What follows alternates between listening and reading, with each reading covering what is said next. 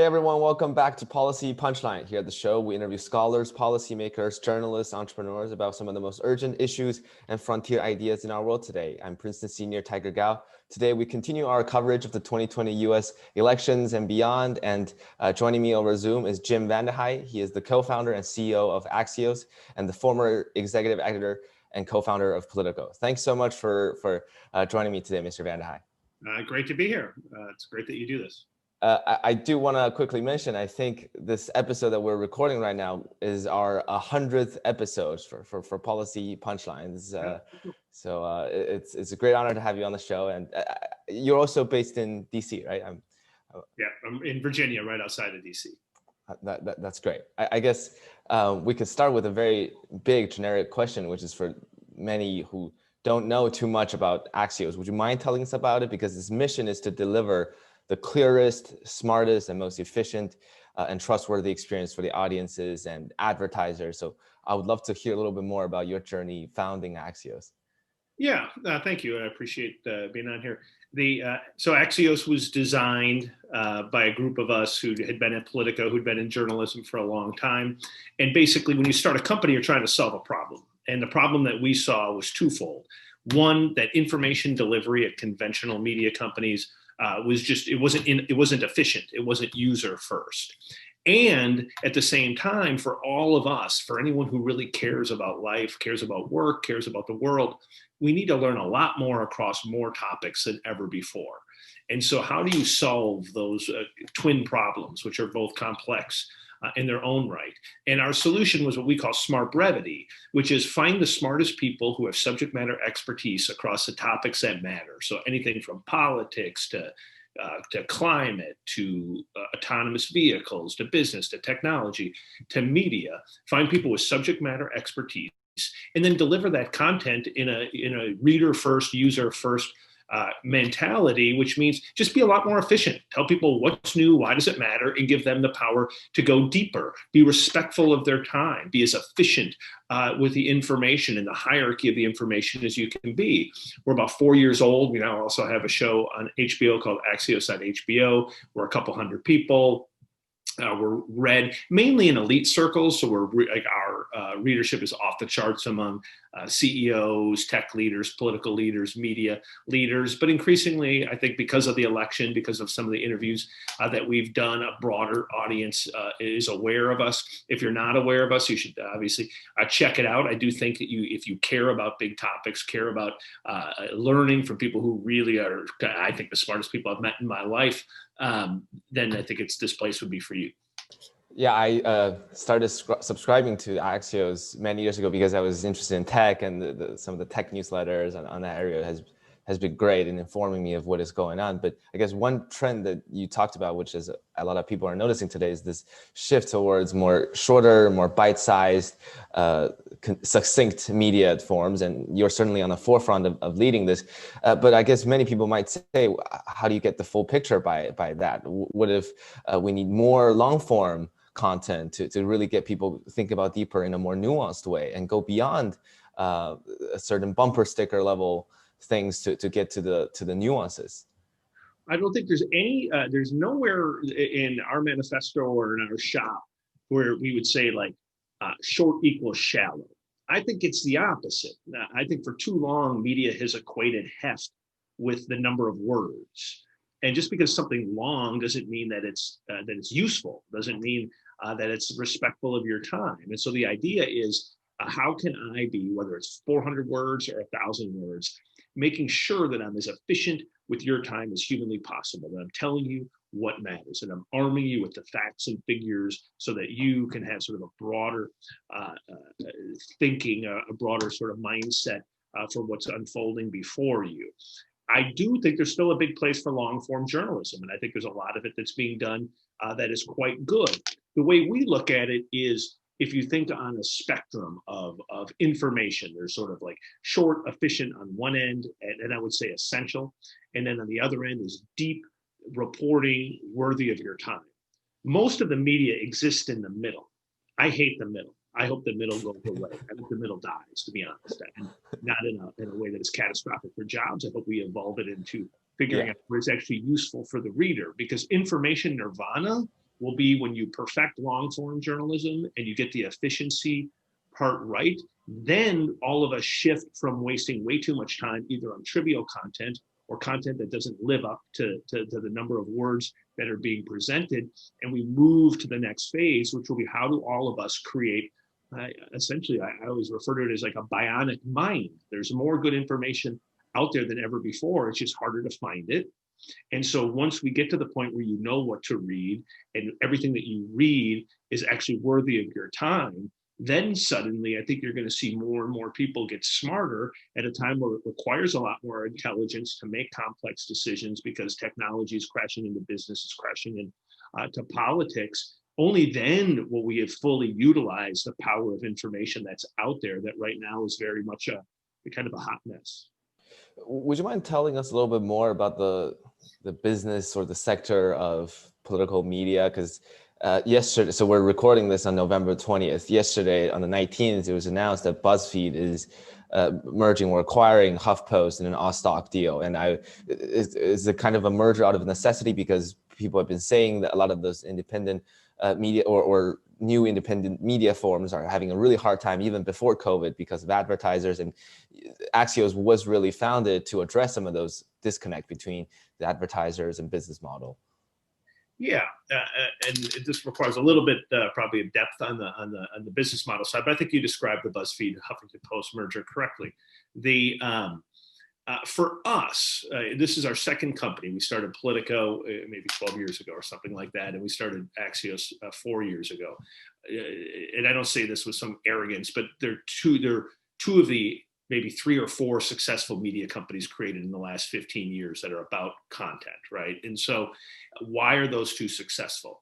Because the area that we aim at is like people who need information on a daily basis, usually to do their job or usually to further their career. That's essentially why people are mass consumers of sort of like meaty content. That space is kind of an attractive space. There's a big market. Like people, as we just explained, if I am a worker, regardless of whether I work at Morgan Stanley or I work at Google, I need to know a lot more across more topics. So if I can serve you, there's a easy for me to sort of habituate to you to consume our content. Our advertiser is different than the BuzzFeed advertiser, and I'll explain this. So a BuzzFeed advertiser, let's take Coca-Cola. Coca-Cola might advertise with BuzzFeed because they have mass reach and they want to sell you a can of Coke or Diet Coke or whatever hell water bottle brand they have. But Coca-Cola would advertise with us or when we were at Politico because they care about how smart people think about their brand. They're not trying to sell them a can of soda because we're not offering you mass reach. We're offering you entrance into the most important, most motivated, sort of high-performing people across the country. And so it's just a different way. It's called corporate social responsibility or image advertising. That advertising actually is a boom market right now. Because it used to be you did that, to be honest, you did the type of advertising because you didn't want to get regulated or you didn't want to get hammered in the media. You wanted people to think better about your brand. What's happened over the last couple of years is that if you're a CEO, now that type of advertising you need for recruitment and retention because your generation is coming into a workforce that I think is quite cool, very diverse, very demanding about purpose. I don't find the purpose part to be soft. I find it to be awesome that if you can get people to believe that what you're doing is bigger than themselves, you can get higher productivity than ever before. And for the companies that haven't discovered this, they soon will. And so that type of advertising is seen as being able to attract and keep people because people don't just want to make money. That's what's different between your generation and certainly my father's generation and probably my generation. That work isn't just about a paycheck and family support. It's a merging of all the aspects of yourself, and you have expectations of an employer. And so we could spend weeks on a podcast just talking about that one topic because I think it's the most fundamental shift that's taking place in business today. And if you don't understand it, you're not going to be able to create a successful, scalable, and durable company.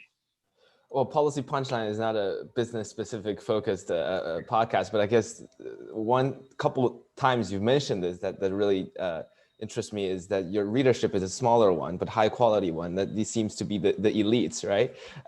And you also mentioned that in part of your mission statement, which is that you cover things clinically, not ideologically. There's no editorial page, there's no partisan opinion, and you believe in truth and facts exist and must be highlighted, repeated, defended, and cherished in our journalism. But it seems like a lot of your readers are higher educated, and I presume possibly more liberal leaning than conservative leaning. And how do you make sure that you channel facts to them that are acceptable to them, that seem to be, do you have any kind of editorializing bias?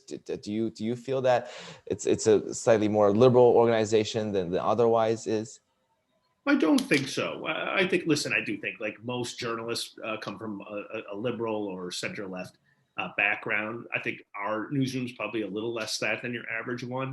When I say clinical, I'm talking about, I don't want people who are in it for the ideological war. Like, we're trying to arm you with facts and figures based on the expertise of our reporters, based on the expertise of being in a space, marinating it and thinking about it and studying it for 10, 15, 20 years. And that doesn't mean everything we get is right or that you can squint and see bias in it. I'm sure you can all the time. But you put your finger on the thing that I worry the most about is that I think we do a wonderful job of catering to an elite audience. That's not our goal. That was act one. But if that's all we achieve, I wouldn't consider myself a success. I would consider ourselves a success if we now take that expertise, I think that respect among an elite audience, and now radiate it out to other people who might not necessarily live in DC or work at a big company or need information at this very second to do their job, but get it to more people so that we can be part of the winning team in the war on truth. And I really believe this. I believe that truth is at risk right now. It is possible that we decouple and we end up with basically two worldviews, two parallel universes in this country. And there's a lot of evidence that might be where we're headed. That scares the shit out of me. And so I spend a lot of time thinking about, well, how do we help win that war? And so in the next couple of years, you'll see from us a big expansion out of elite circles into cities. We're about to launch into local. You'll see us into new mediums, whether it's podcasts and additional shows beyond the HBO show, largely because I think what we do is really healthy for the human mind. I think it's great content. I think it's delivered in a way that you should find appealing. And so that is what animates us. And I think it's why we punch above our weight, because everybody who signs up for our company, it's just a happy company. Like, people really believe in what we're doing. Like, what I say, like, anyone who knows me would say, yeah, that's what Jim obsesses about. It's not bullshit. We're not selling bullshit. Like, what we're trying to do is get you to realize that often there are verifiable facts. Some of them could be inconvenient to your worldview. I don't care. I want you to operate from that set of facts so that you ultimately can make a better decision as a citizen or as a husband or wife or friend, or as a coworker or a leader. And ultimately, like, that is important work, I think. Would you mind telling us a little bit more about how you choose or decide on whether something is a fact or the truth? Because we often hear both sides of facts. Both sides seem to be able to find a convenient set of facts that support whatever argument they do. I mean, maybe on a hard science topic like climate change, this is kind of absurd, but on a policy intervention, so for example, on Trump's 2017 tax cut, the effect of which the Republicans will say, oh, this actually expanded the tax base. That's also a fact. You pay more taxes as a rich person in certain areas. That's a fact. But then the liberals would say we have a better set of facts, which is that this exacerbated inequality and you didn't solve some of the fundamental issues that are present. So both sides seems to be presenting facts. One set seems to be more superior or better quality than the other. How do you distinguish these situations? What you described is a very traditional debate, and it is tethered Yes. to some fact. It is not purposeful manipulation of facts to distort and to propagandize. That is very different what you just described. And so where I say we work from fact, like I said, we're not ideological, but to climate, I'm sorry, like, we as a publication don't debate that the earth is getting warmer. That 20 of the 21 warmest years in the history of this planet have happened in the last 21 years. So So what we do debate is there are real trade-offs. There are real consequences. If everyone in America stopped polluting altogether, like stop using lights, stop farming, stop doing anything that causes pollution, you still really wouldn't be able to affect global warming, right? Unless you get China and India and other big populations to join in. And so like there are trade-offs, or like even when you think about the tax debate, you cannot dispute that incomes for people, for about 90% of America going back to 1980, stagnated, and that the wealthy got wealthier. That is a verifiable fact. That doesn't mean that you have to throw out capitalism. It does mean that you can't just put your head up your ass and say that that does not exist, and that there are not problems that flow from it, that populism does not take root in resentment. And those are things that you can look at through history and say, okay, these things happen. I'm sorry, you can't look at the social media platforms and say they've been wholly unregulated for 15 years.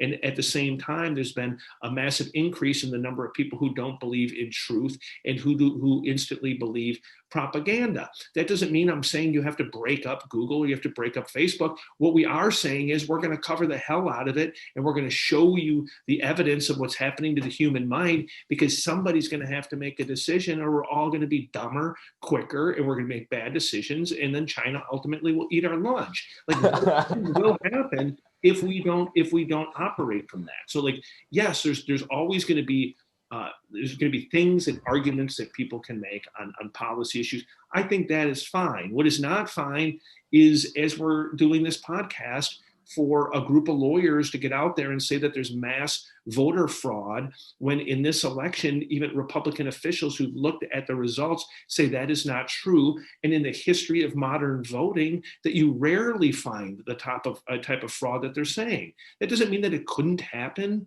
but you can't just state it as fact when in fact it's not fact. Because then what happens, because of social media, or in part because of social media, is as we speak, most Republicans now think that the election results were fraudulent.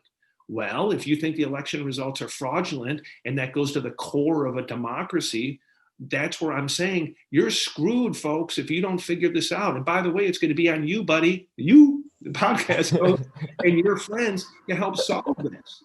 These are the things that are going to be dumped on your plate as you get out into the workforce. These are heady existential things. They're not trivial anymore. This isn't a debate about high taxes and low taxes. Nice debate to have, not going to make a damn bit of difference about whether or not we are a thriving democracy with a healthy form of capitalism that is a global leader 5 to 10 years from now. These other big things will. There's so much to unpack from what you just said, but I think maybe we can try to piece together some big trends. One is social media, as you mentioned. We kind of really got a taste of the full effect on politics of social media back in 2016. And then over the past 4 years, it seems that little progress has been made regarding coming up with a consistent policy to deal with misinformation or improving the standards for political ads and so on. So that seems to be a rising trend. Another trend seems to be that people consume everything, all the facts and opinions that only reinforce their previous opinions and views. And you previously said about how this concerns you as a big problem. The two are certainly interconnected in some way. Do you see a way out? You mentioned this is my generation's responsibility, but I do want to hear your words of wisdom, I guess, on this matter. I'm not totally trying to pass the buck to you. Yeah, I mean, listen, like, number one, you can't, I will say, in Facebook's defense, in Twitter's defense, and somewhat in YouTube's defense, I think they have been, they've done a better job of self-regulating this time than they did in 2016. But that's all they're doing. They're self-regulating. There are no regulations about what happens on these platforms, basically. Anything is self-imposed. And so what I would say, and which we do say, these are, the leaders of these companies are avid readers of ours. We've interviewed many of these people for our publication and for our shows. We talk about it all the time. What I would say to you is what we've said to them. Like, I'm sorry if you're sitting here and you're watching an explosion of consumption and an explosion of dissemination of information on your platforms at a time where you're seeing trust decrease rapidly and the spread of misinformation rising equally rapidly. We got a problem. We got a huge societal problem, and that probably does require some kind of government intervention. In the short term, what you can do is like all of us can be more responsible consumers of content, disseminators of content. What I keep telling people, stop sharing shit on social media, especially if you don't read it. It is a crime. It should be almost a crime to be able to share stuff you haven't read just because it did something to your stupid brain or some kind of emotional response. It's bad, bad, bad. So, but these companies themselves, we as a nation have to have a vigorous debate. We have to probably set some rules of the road. Maybe you do have to treat these platforms like you treat a media company, which means you're responsible for anything that happens on your platform, just like I am responsible, legally liable for anything that happens on the Axios platform. That is one potential change. Maybe you regulate the algorithm. Why are these companies so successful? It's because the algorithm is smarter than you are, smarter than I am. It knows what you want before you know you want it. And it creates this addictive cycle. And that addictive cycle often leads to, for a lot of people who might have bad inclinations of the type of content they want to consume, leads them into a rabbit hole of sort of mind destruction. And that's not good. And so what I would hope would happen is that we think about, okay, we have these technologies, they do a lot of good. I love the fact that I can connect with my family on Facebook. I'm not a massive fan of Twitter, but I like that I can disseminate our content through it. I like that I can Google how to fix my crappy golf game on YouTube. Those are all very healthy, productive things, but there's a lot of destruction taking place. So let's figure out, how do we end that and end it fairly quickly? And it probably does require a fair amount of regulation to get it right. And then it requires some self-regulation by companies and self-regulation by us. But my point is, you can't, if we just keep doing what we're doing and just let basically the status quo persist, it's so dangerous. Like every sign I'm seeing is that people who are really smart, really educated, are not believing even anything that approximates truth. Like it used to be 5 years ago, I'd be like, the people who are sharing stuff and getting into conspiracies, I'd be like, they're not thinking the fringe as deeply as average people. They're the fringe. And now it's like some of the smartest people in my life, like really highly educated Republicans who don't believe truth, who think everything that comes from the mainstream media is false. And that's just, it is a societal cancer that is spreading, and at some point becomes terminal. And I know my wife tells me I've got to quit giving this rap because she says I'm one of the most downbeat people when I talk about this. But I'm not. I'm fundamentally long-term optimistic, but I'm short-term realistic. I'm clinical about this. I don't think there's anything I'm saying that you can say, no, Jam, you're exaggerating. Where are you getting this shit from? You'd be like, oh God, like he's kind of right, and we should probably fix this. All our guests come on our show and they would go on in an hour basically talking about the urgent issues in the world, and they would say, oh, I'm a long-term optimist, I'm an inherent optimist. And I sometimes always grow skeptical of how optimistic you could be when so many things are happening. I think people are long-term optimists because we've gone through a lot as a nation that seemed unfixable and seemed existential, that we've somehow emerged from it. Like I can't give you a clear portrait of how we emerge from this. I can give you much clearer portrait how this gets much darker and gets much worse over the next 5 years, and that it gets better. But I assume that markets correct, that we as a people correct, and that we're going to figure out how to deal with these technologies, how we're going to turn them into assets instead of sometimes liabilities, and that will persevere. Like I just assume that because we have in the past as a species, we evolve, that we'll do it. Maybe we won't, and maybe then I should take your advice and be a long-term pessimist, or really quit BSing about my long-term optimism. Exactly. So maybe this is less you brainwashing me into an optimist. I'll try to brainwash you into a pessimist. But I guess going back to one quick point that you made, we talked about the mainstream media. I guess we also talked about social media. Do you think the rise of social media and how people sometimes seek out fringe news sources and the distrust of a mainstream news source, traditional legacy media news sources, is because the institutions and the media platforms that we know for decades, for our lives, are somewhat failing at appealing to the people we're delivering even quote unquote truth in an unbiased way. So for example, a lot of people cite from, back in COVID-19 first happened, Trump didn't do well, CDC didn't do well, de Blasio or many Democrats officials didn't really get this thing either. Washington Post didn't immediately come out and provide the most accurate information. Some people go back and say, look, the most authority voices, the traditional in our public discourse, have failed to inform us of some of the most accurate information. So we have to resort to some scientist group in Seattle on Twitter who first broke this story and started telling people to wear masks. And that's good. But on the other hand, you immediately have people who go to QAnon and say this whole thing is just a hoax. So it seems that social media platform had the power to do both good and bad, but a lot of times it's also because traditional legacy medias are failing. Do you think that's a problem, or? I do think it's a problem.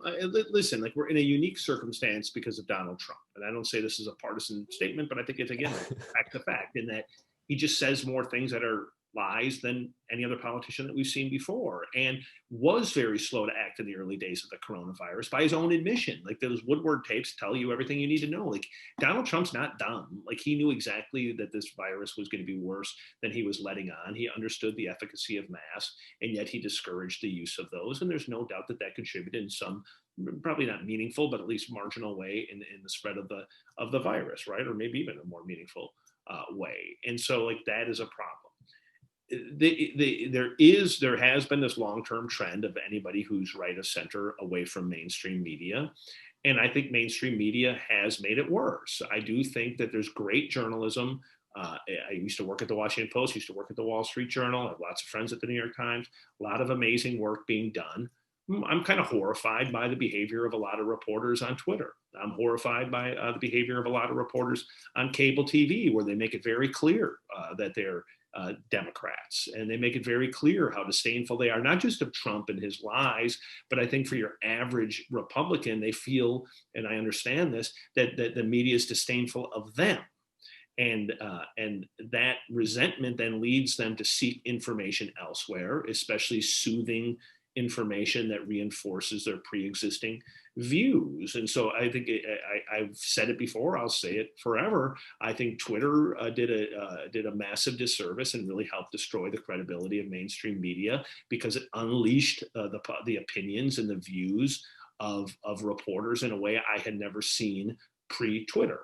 Twitter didn't set out to do that. It just happens to be the response that reporters had to it. And so yes, I think there's a lot of self-reflection that we in the media have to do. I wrote a piece this morning about it. Let's be honest. Most of our friends, not me. I went to a University of Wisconsin, Oshkosh, in a small town in Wisconsin. I'm not from Ivy League institution. That's where people are. Most journalists grew up in big cities, went to an Ivy League institution, live in Brooklyn, live in DC, have a certain worldview amplified by the people around them. Yes. They don't understand half of the country. Like, I spent most of my summer in rural Maine, in Trump country, and I didn't think Trump would win the election, but I was 100% certain he was going to way overperform outside of the big cities, because yes, where you went, you could see it and feel it. And it wasn't just racism, and it wasn't just ignorance. It was people who were really tormented, who don't like Donald Trump as a person, but think that we're all full of shit and think that all politicians are corrupt,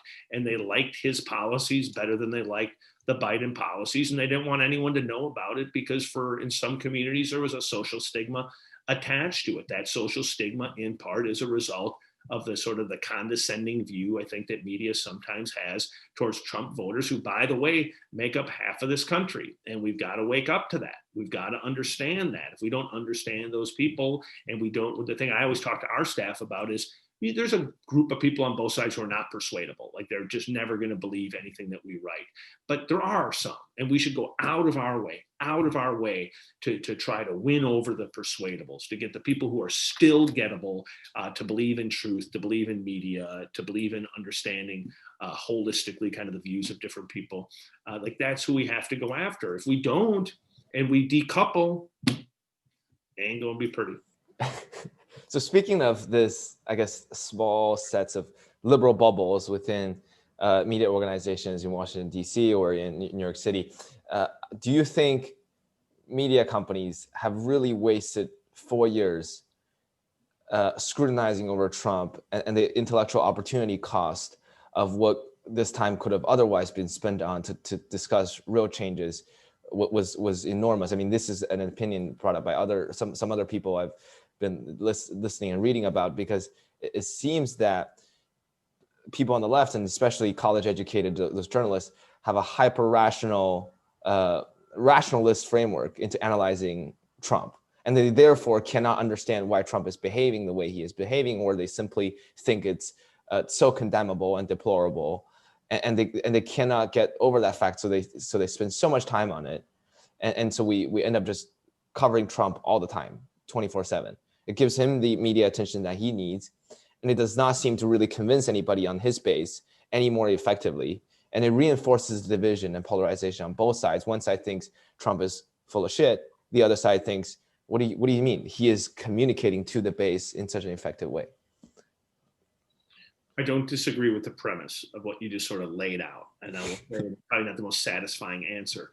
It's complicated, right? Like on the one hand, yes, I agree with you. And and hopefully we've done at least an okay job at Axios of this, of like, don't spend all of your time marinating in Trump when there's all these other important things, big advances in autonomous in mobility technology, big signs of climate change that are worth like really digging into to figure out what can be done, what should be done.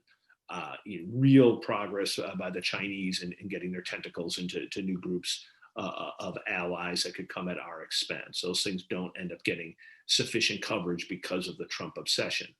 I'm sympathetic to reporters. We've interviewed Trump 3 or 4 times, spent time with him off the record. It's hard because like you're a journalist and you've spent your entire life and it's all about like, yes, politicians would spin, but they never would just like lie and like lie a lot. And you're like, you can't lie, you can't lie, you can't lie. And so and then also like politicians don't like media, but they say you're the enemy, you're the enemy, you're the enemy. And you go around and people are heckling you as the enemy now. And so it becomes visceral. And so you see that for reporters when they're on TV, how visceral it's become, how personal it's become. And I'm very sympathetic to that. What I wish would have been done and what I hope will be done would be, yes, like this is extraordinary and we've pointed it out. Like there's nobody, like we know Trump doesn't tell the truth, and we know that there's a lot of people who sort of follow what he says and then will believe an alternative reality. But I do wish there had been better proportion. Like why didn't we spend more time? And we like pretty elastic, the media, like it's clear the Hispanic population in this country is far more complex than anyone thought. Turnout was higher than we thought. In many pockets voted much higher for Trump than people assumed. I think there's a certain amount of resentment inside the Hispanic community towards the Democratic Party. I think there should have been a little more coverage of that. There was this assumption that suburban women had fled the Republican Party. Turns out it just wasn't true. Didn't happen. Sorry. Exactly. There was an assumption that even House Republicans thought they were going to lose seats. They won seats. State legislatures, same number today as 10 years ago, are controlled fully by Republicans, so they now control the redistricting process. Total miscalculation by the media and the political military industrial complex about what would happen there. Just a lot. And like, again, like this stuff, it is, and that's what's hard about all of it. It is complex. It's not, I wish there were just an easy solution. That's why I was just giving a speech somewhere and someone asked, what can I do? And that's where I sort of developed this rant of like, you know what, you take ownership of it. Like, screw it. We're always blaming institutions. Why don't you personally take some ownership? You choose what you read. You do. You make a choice. You choose what you share. You choose how much of your mind share you allocate towards politics. And I'm not saying it's you, the individual's fault, but there are small things that each and every one of us can do to try to at least hide ourselves from some of the nonsense, but also arm ourselves to be warriors against the nonsense. I think that's just extremely idealistic and utopian, don't you think so? So, Mr. VandeHei, I give you an example. So I go to Princeton. I'm the old guy. I'm the idealist and utopia guy. It's supposed to be you.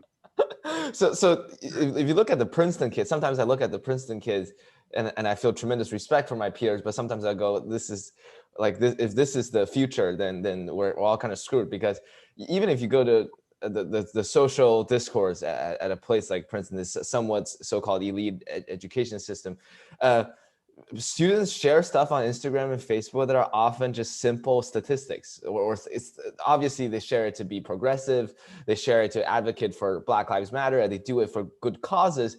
but the fundamental mechanism through which they derive a lot of their knowledge is so simplistic that you would think that they actually learned anything. They didn't learn anything from their classes. So it seems that for us to really expect people to go deeper into nuances and be responsible of the content sharing, this seems to be absurd. And for every one good quality content Axios puts out, there will be hundreds and hundreds of horrible content that is being put out by other media groups. So it's hard to combat that, right? So there's no doubt there's hard to combat that. I'm not. There are things like, listen, all you can do is take control of your own life. Let's spend a second on Ivy League education. Like, I love your idealism. I love the idealism of kids coming out of college. I think that's a great thing. I'm with you. Harness that to some real understanding. Like, get out of your soft fucking bubble where you just want things that are so reinforcing. Yes. And just learn that the world is a complex place. And by the way, you're spending a lot of money on your awesome Princeton education, which I think is a phenomenal education, I am sure.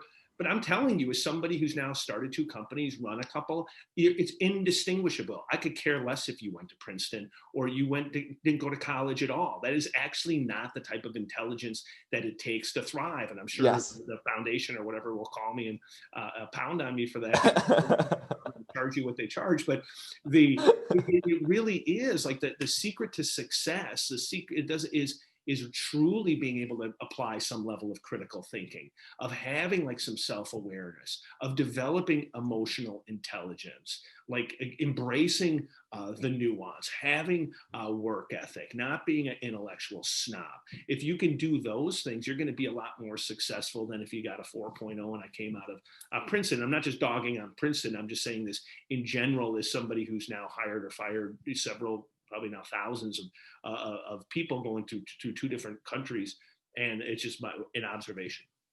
No, it's really funny because here at Policy Punchline, we did an election night live stream on YouTube a couple of weeks ago.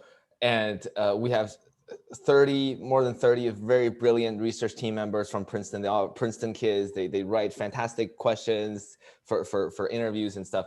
But nobody can know how to figure out the live stream on YouTube. And I had to find a guy I met in the gym who goes to George Washington University, who goes to a much less glamorous university with a much less glamorous degree, but he knows about all this much better. And he like bailed us out basically. But anyways, I don't want to go on a tangent, but going back to more fundamentally about mainstream media and the people who try to understand the world, but somehow have failed to do so. What would you say would be some of the biggest issues of mainstream journalism, like Washington Post or New York Times? Sorry, I'm picking on the left because I guess I'm somewhat someone of the left, but it seems that people criticize them to be narrative-driven journalism. They pander to the base. They don't understand what is actually going on outside their bubbles. Let's take the New York Times. So I happen to think that the New York Times is a phenomenal newspaper. I really do. And I don't even say that, and I'm someone who would be more critical of them often. I think that they are probably the most creative big media company out there. I think they do a very nice job of creating a good user experience for the reader. I think that they do a really nice job with coverage. I think in terms of people I would hire or that we try to hire, they are the smartest in identifying the reporters that I would hire if I were them or that we would like to hire that maybe they beat us out for. And I think that they've done some phenomenal journalism. And so I think like that part of it of the ledger is great. And I think, and I would say that to my conservative friends, I'm sorry. I think that the New York Times on the stories that they attack are often, they're dead on. I think they do a really nice job of reporting. Now, where they're weak is where they've always been weak. It's that they don't have anybody who understands Christianity or anybody who owns a gun or like people who live in rural areas or people who like really worry about how fast this country's changing in a way that they find uncomfortable. So it limits the scope of the things that they cover. And when they do cover them, it tends to be like this is some exotic species while they live freaking 100 miles from you. So where I would critique them is this idea of just like, it's especially what happened on their opinion pages of people like being so hurt and offended and uncomfortable about op-eds that they run or people that work there, that they're getting purged and that people are fleeing these publications because their colleagues don't find them to be sufficiently woke. that scares me. Like, I like open debate. I like being challenged. And I would hope that they would want to have open debate and challenge. So yeah, I would separate that. It's not really the newsroom, but though a lot of that mentality persists and exists in their newsroom. But all in all, like the New York Times, I think is in a class of its own in some ways as a media institution. I think broadly, like again, like one of the things that we have at Axios, you're not allowed to state your opinion in public forums. You're not allowed to vote. This is whether you're a technologist, salesperson, or you're allowed to vote, but I mean, you're not allowed to hold a fundraiser or advocate for a politician. We ask you to be super duper restrained in your conduct in public, largely because we just want to get to the persuadables, and we want the mission to be about clinical journalism. And I wish other institutions did that. I just think there's some that have allowed their reporters to go rogue, especially on Twitter, but also on cable, in a way that I think really undermines their coverage. And I think the media in general, and I'll stop with the critique, like I was not impressed at all with the media's coverage of Joe Biden's campaign. I thought it was soft, cozy, and very insufficient. And I hope the coverage of the presidency is not the same. And again, it's probably a reaction to Trump as president, but I'm a big believer that presidencies require like very clinical but aggressive scrutiny. Like you're making big decisions with lots of people in complex environments, and there's no room for cheerleading or softness. Who caused the media slant? I guess this question has been asked by many scholars and policymakers. Is it the consumer, or is it the politician, or is it the supplier? Eric Weinstein, who is a podcast host, he said, supply creates its own demand, optics creates its own substance. So it seems that we live in an age where you just need to take a video and put it on social media, and people will come up with their own interpretations. Or New York Times could put out a narrative, and people will jump on this narrative and create meta narratives and other narratives, counter narratives. So much stuff is going on these days that it just seems that we're just devolving altogether into something rather than getting somewhere. Again, these are all excellent questions. They're all very complex. Like, who started the fire? Like, the fire was started a long time ago, I think naturally, just from people who, for very innocent reasons, choose the profession of journalism. Right? It is not like people who tend to choose journalism are not necessarily rigorous capitalists, right? They're people who are thinking about like, I want to be part of the social good. I want to be a writer. So it just tends to attract a left of center type. Not all, but most. And so I'd say even when media was at its best, probably early in my career, it was still 90% plus Democrat would be my guess, just because of where people come from. So then those institutions take on a worldview based on the type of people they have. They tend to be located in New York and Washington, which two big cities that have a worldview of their own. And then they start to play to an audience that was very passive until the internet. You didn't really get a lot of feedback other than your subscription renewal rates and letters to the editor. And now there's this constant feedback loop of, what moves the needle. And so I think that then becomes this sort of cycle that becomes self-fulfilling, and it probably made it even more liberal. And this is spinning on one side, while on the other, you have an entire infrastructure that's been built up over 30 or 40 years as a repudiation of mainstream media, with mainstream media being the villain and the savior being this new infrastructure that at different times, at different places, had a lot of success. Once Fox comes along, Fox has a tremendous amount of success and really starts to shape the party in a way that is probably more profound than the party itself. And then along comes social media. And then along comes Trump, who was a master of social media and TV, and basically took conservative media and the Republican Party and made it Trump. And it's going to be Trump for a long time. And like that is where he is way smarter than people understand. He just has a feel for Republicans, a feel for the media consumer that the party, the establishment, mainstream media doesn't have. And it's why I find him to be the most predictable person I've ever seen in politics. I don't even pay that much attention to the post-election stuff, because I remember sitting down with Swan and we charted out week by week, this is exactly how this will unfold. And it's unfolded exactly how you think it would. And I know how it ends. Like, I don't think there's any mystery here. There never was any mystery. He was never, ever going to say that this was a fair election. He was going to get Rudy involved. You knew that the party was going to fall in line. You knew that the elected officials would fall silent. He'd say he's never going to leave. Everyone's going to be in hysteria. He's going to leave. He's not going to be frog marched from the White House. He's then going to set up a parallel infrastructure, not nearly as organized as people think, because it's way more work than he wants to actually go through. But he'll be able to pull the levers of media, pull the levers of the Republican Party. He'll say that he's going to run again in 2024. He probably will run again in 2024. He will be the Republican Party. He is the party. He mastered those mediums. And so that's just a lot to pull apart, right? You can do a podcast on each and every one of those little itty bitty pieces, but I think that helps explain it. And that's why like you're becoming a pessimist in your young age, because you think about that and you're like, shit, that's a lot to solve. It is a lot to solve. I know you have to go soon, but I guess one quick prediction. So my friends and I are saying what would likely happen exactly as we say. Trump will set up his parallel infrastructure and basically spend the next 2-3 years campaigning and destroy the Democrats in the midterms. And then in 2024, either he or some other Republican populist will come, Nikki Haley, Tom Cotton, Josh Haley, whoever. And then you will likely have the Republicans getting back the White House in 2024. What would your prediction be, I guess? Do you? I think you're definitely right on that he's going to loom larger than people realize over the party.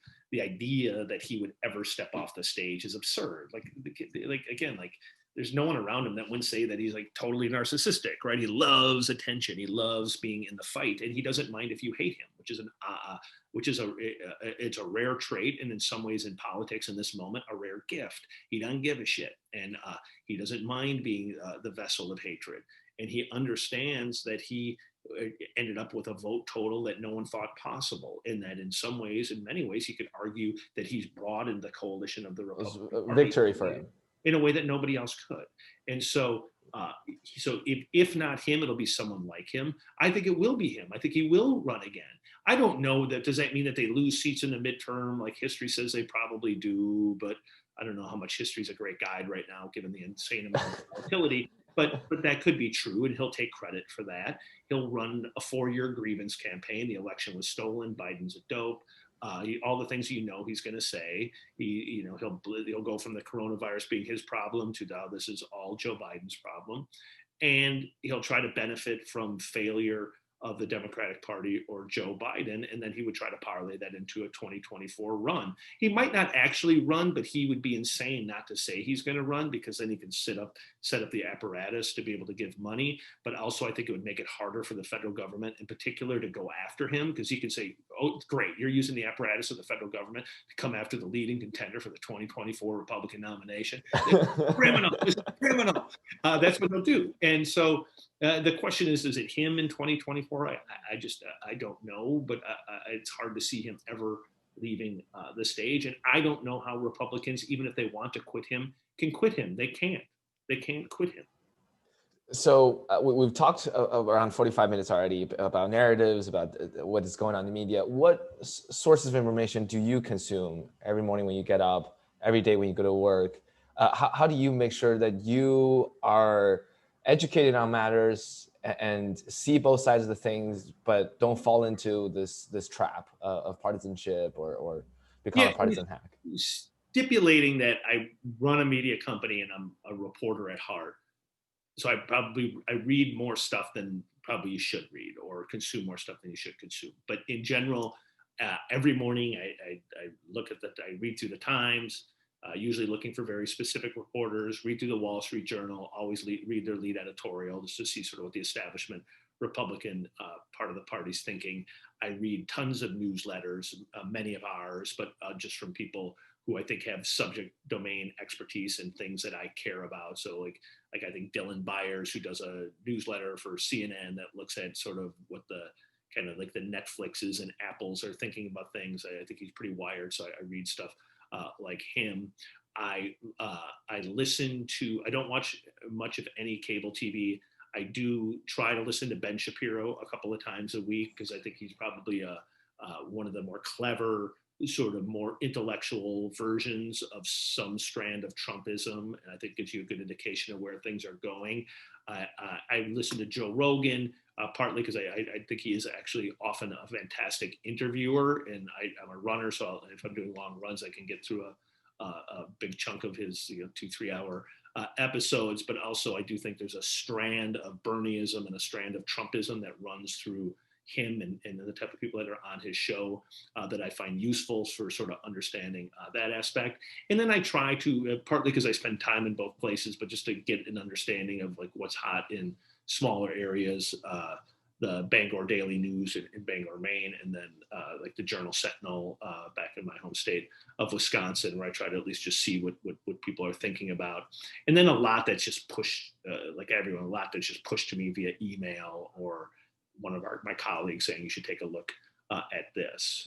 But my point, I think what you could take away from there is like if you align your information consumption diet right, there's so much good information out there. There's a lot of fantastic newsletters. Like I think Mike's AM for us is the smartest thing you could possibly read. I think Sarah Fisher, who works for us, is the smartest person at understanding the media industrial complex as it is and the business behind it. I think Dan Primack, who works for us on business deals, tech, is just off the charts brilliant. And that's another thing that I do is like if there's something that interests me because I'm in the media, I'll just call people too and just pick their brains because you try to find again, there's no doubt I'm susceptible to groupthink. Like I live in some of the same bubbles, so I try really hard to resist that. And like I think part of I've always had maybe a little chip on my own shoulder, so I'm always kind of a counter thinker on some things, and I think that probably helps me to stay somewhat grounded. But it's like the groupthink at times can be intoxicating. Last question. Since the name of our show is Policy Punchline, what would your punchline be for this interview? I already asked you whether you're a pessimist or optimist, so we'll skip that one. What would your punchline be? Punchline. It can be about anything, whether it's about a lot of shit to fix. and I'm the optimist and you're the pessimist. You should call me when you graduate. Yes, absolutely. I mean, this has just been such a wonderful honor to interview you, Mr. VandeHei. I'm also based in DC, by the way, so it's I'm just living here temporarily right now for online school. And oh, good. Well, in all seriousness, email me. I'd love to chat when you're graduating. Like you think very critically in a good way, and like that's what you're always hungry for. Is you're trying to find people who like want to be in the game, like want to think critically, are fearless, like finding fearlessness. It's like the thing I love about like Jonathan Swan, who works for us, or Maggie Haberman, who used to work for us, who's at the New York Times. Just like fearless and I mean, we're all neurotic, so we probably give a little bit of shit what people think of us, but they just don't. Like they're just trying to get news. I love that. Yes. Well, thanks so much. May I also talk to you for a brief minute after I in this interview? Yes. Well, thanks so much for listening today. This concludes our interview with Mr. VandeHei. Please follow Axios.com. Go subscribe to the newsletters and follow us on PolicyPunchline.com. Listen to us on iTunes, Spotify, YouTube. Thanks so much for listening today.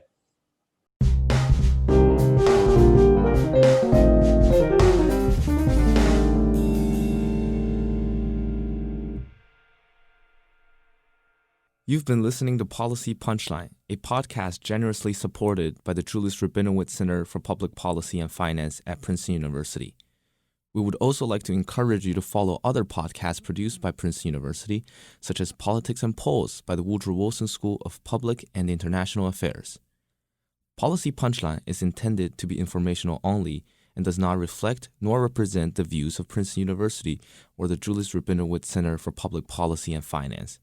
For more information on subscription, donation, volunteering, or contact, please visit policypunchline.com. Thank you again for listening.